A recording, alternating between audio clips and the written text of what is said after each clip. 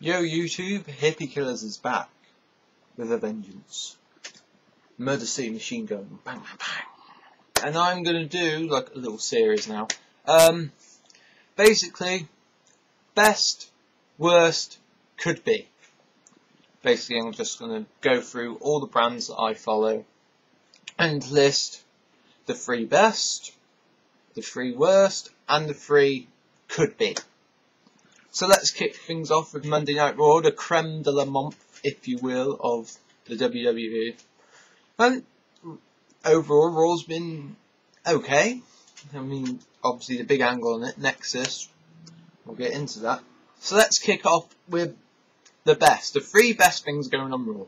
Number 3, I picked Ted DiBiase and Maurice. Personally, I think Ted lacks charisma.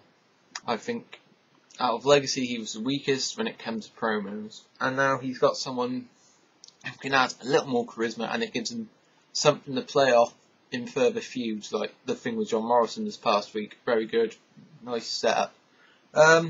Second is Nexus. You know what? Obviously, their debut was awesome. Their release of Daniel Bryan obviously hindered their progress as a faction, in my view, and Wade Barrett makes a good leader. I reckon he's quite good. Justin Gabriel, second command's okay, if that's what you want. The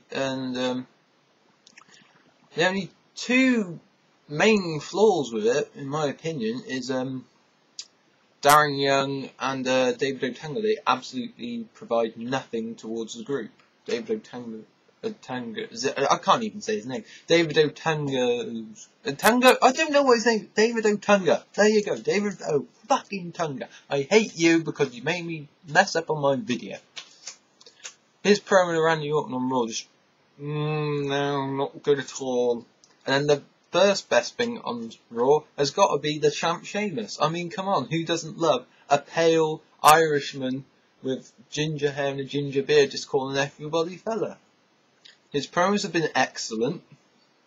His feud with Cena, okay, hopefully it ends after the steel cage, and they're doing an angle with him like he doesn't want to defend the WWE. That's great. I like it. Sheamus is, whenever Raw's on, because I record Raw, because I ain't staying up till 1 watching it or whatever, just record through. If Sheamus pops up, watching that for definite, especially that thing with Arn Anderson. Bit weird, but I really enjoyed it because Arn Anderson's one of my favourites, and so Sheamus. So there we go. And there's a noise outside. I don't know what that is.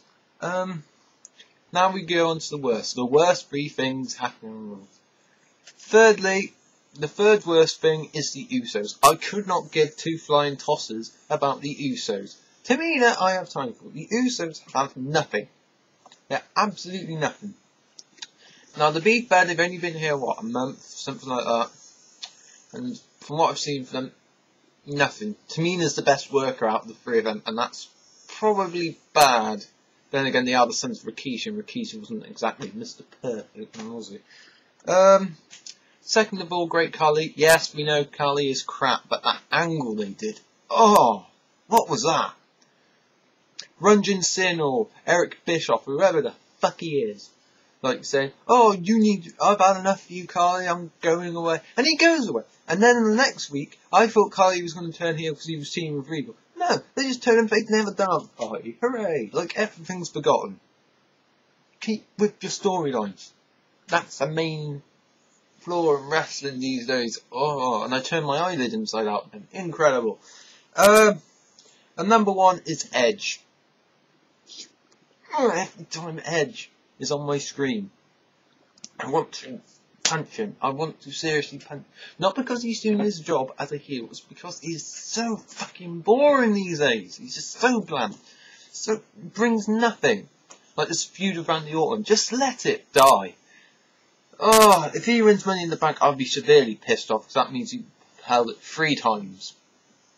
There, 3. 3 fingers. 3! It's ridiculous.